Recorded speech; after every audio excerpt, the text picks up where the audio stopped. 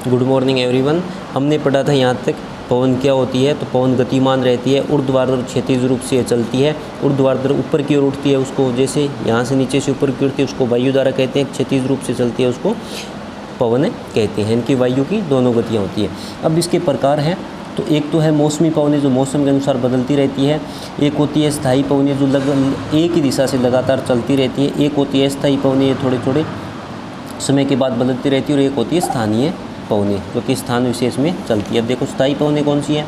विश्व के एक निश्चित अक्षांशीय क्षेत्र में एक निश्चित दिशा में प्रवाहित होने वाले पवन को क्या कहते हैं, स्थायी पवनें। यानी कि एक अक्षांशीय क्षेत्र में लगातार एक निश्चित दिशा में चलती रहती हैं। ये कौन कौन सी है, व्यापारिक, पश्चिमी और पूर्वी पवनें स्थायी पवनों के उदाहरण हैं।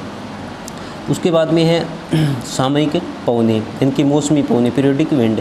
ये पवनें किसी छोटे क्षेत्र में वर्ष या दिन या महीने के विशेष में भी चलती है, जैसे कि मानसून पवनें हैं। मानसून पवनें 6 महीने के बाद अपनी दिशा बदल लेती है। इसी प्रकार स्थलीय और सागरीय पवनें ये भी एक दिन के बाद अपनी दिशा बदलती रहती है। जैसे कि दिन के समय क्या होता है, जैसे ये स्थल भाग है और ये क्या है, सागर है। ये क्या है, ये सागर है। तो और ये हो गया स्थलभाग, दोनों में कंपैरिजन करते हैं। अब दिन में क्या होता है कि यहाँ पर दोनों में सूर्य किरणें बराबर पड़ती है, स्थलभाग पर और सागर पर भी। लेकिन स्थलभाग जल्दी गर्म हो जाता है, सागर है वो धीरे धीरे गर्म होते हैं, समुद्र धीरे धीरे गर्म होता है। स्थलभाग जल्दी गर्म हो जाता है तो यहाँ की हवा गर्म होकर ऊपर उठ जाती है और यह स्थान खाली हो जाता है। तो सागर की ओर से हवाएं स्थलभाग की ओर दिन में चलने लगती है। तो दिन में सागरीय हवा चलती है और रात को स्थलीय हवा चलती है। इस प्रकार से ये पवनें बदलती रहती है। स्थानीय पवनें, ये स्थानीय वायुदाब और तापमान से उत्पन्न होने वाली पवनों को स्थानीय पवनें कहते हैं। एक स्थान विशेष में चलती है, जैसे कि लू है। लू गर्मियों में भारत में हरियाणा, पंजाब, राजस्थान, उत्तर प्रदेश, बिहार, दिल्ली इस क्षेत्र में चलती है। दक्षिण में लू नहीं चलती। मिस्ट्रल है जो फ्रांस में चलती है, ठंडी पवन है, लू गर्म है। खमसीन है, ये मिस्र में चलती है, ये भी गर्म है। चिनूक है, संयुक्त राज्य अमेरिका में चलती है, ये भी गर्म है। फोन है, ये स्विट्जरलैंड और फ्रांस के क्षेत्रों में चलती है, जो कि गर्म पवन है। तो ये पवनों की कुछ उदाहरण है। उसके बाद में होते हैं अस्थायी या परिवर्तित पवनें। वे पवनें होती है जिनकी गति और दिशा में पर्याप्त भिन्नता मिलती है और अस्थायी होती है, जैसे कि चक्रवात और प्रतिचक्रवात इस प्रकार की पवनों के उदाहरण है। चक्रवात क्या होता है, जब इस बीच के क्षेत्र में वायुदाब कम हो जाता है तो चारों ओर से हवाई इस क्षेत्र की ओर आने लगती है और इस प्रकार से घूमने लगती है। आपने देखा कई बार गर्मियों में हवाएं घूमती है, ऊपर उठती है, वो चक्रवात होता है। प्रतिचक्रवात होता है कि यहाँ पर इस क्षेत्र में वायुदाब ज़्यादा हो जाता है तो हवाएं चारों ओर से इस प्रकार से निकलने लगती है, वो प्रतिचक्रवात होता है। यहाँ पर कुछ पवनों के उदाहरण दे रखे हैं, जैसे कि ये है भूमध्य रेखा।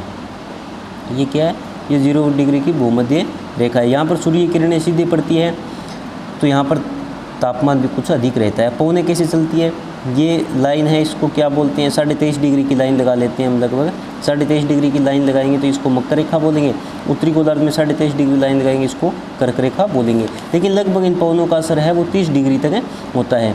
अब भूमध्य रेखीय क्षेत्र में क्या होता है कि यहाँ से हवाएँ हैं वो ऊपर उठती है और 30 डिग्री के आसपास वो नीचे उतरती है। उत्तरी गोलार्ध में भी नीचे उतरती है, दक्षिण गोलार्ध नीचे उतरती है। नीचे उतरने के बाद में हवाएं वापस से भूमध्य रेखा की ओर चलती रहती है। तो एक ये गोलाकार सर्कल, ये देखो इस प्रकार से एक सर्कल बन जाता है 0 डिग्री और 30 डिग्री के बीच में। तो इसी को कहते हैं स्थानीय पवनें। लगातार इस प्रकार से चलती रहती है, इसकी दिशा कभी नहीं बदलती है।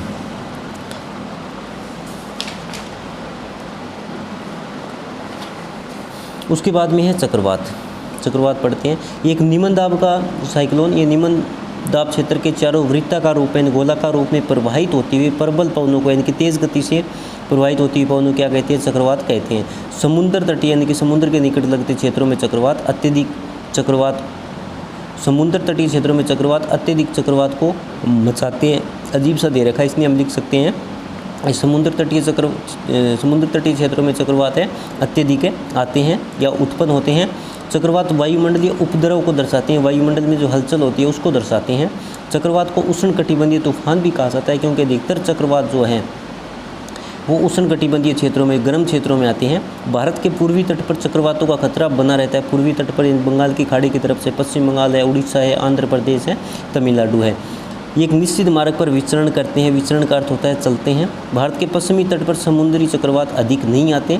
पश्चिमी तट के चक्रवात पूर्वी तटीय चक्रवातों की अपेक्षा कम भयावह होते हैं, यानी कि कम नुकसानदायक होते हैं। भारत के उड़ीसा राज्य में 29 अक्टूबर 1999 को एक महाचक्रवात आया।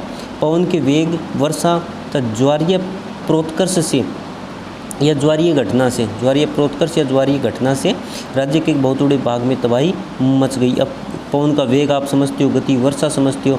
ज्वारीय क्या होता है? जब समुद्र की लहरें ऊपर उठती है, समुद्र की लहर, ज्वार भाटा के बारे में सुना होगा, समुद्र की लहरें ऊपर उठती है, उसको ज्वार कहते हैं। तो ज्वारीय घटना से राज्य के बहुत बड़े भाग में तबाही मच गई थी।